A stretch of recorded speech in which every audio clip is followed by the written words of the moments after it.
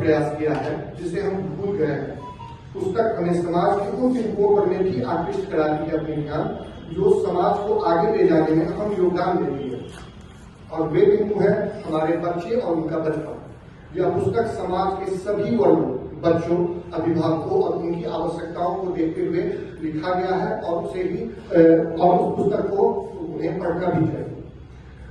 अगर हम पुस्तक को देखते हैं तो यह 5 भागों में बांटा गया है, जो कि पाठकों को अपने विचारों को पढ़ने और बनाने में सहूलियत प्रदान करता है।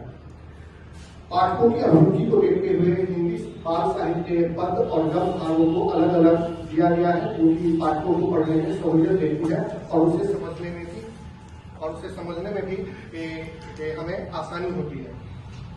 इस पुस्तक को पढ़ते हुए कुछ सुंदर विचार जो हमें अपनी ओर आकृष्ट करते हैं वे इस प्रकार है।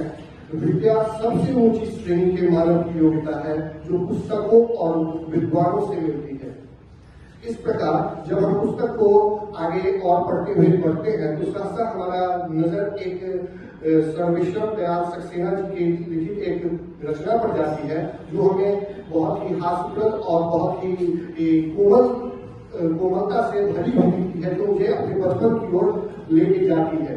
और वह रचना इस प्रकार है। इबन बतूता पहन के जूता निकल पड़े तूफान में, थोड़ी हवा नाक में घुसते थोड़ी कान में, कभी नाक को कभी कान को मलते इबन बतूता, इसी बीच में निकल पड़ा उनके पैरों का जूता, उड़ते उड़ते जूता उनका जा पहुंचा जापान में, इबन बतूता खड़े रह गए मोची के दुकान में। इस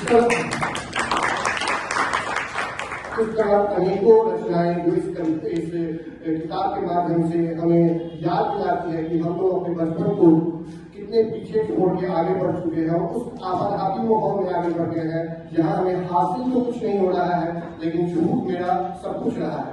यह किताब हमें इस बात का बखूबी एहसास दिलाती है।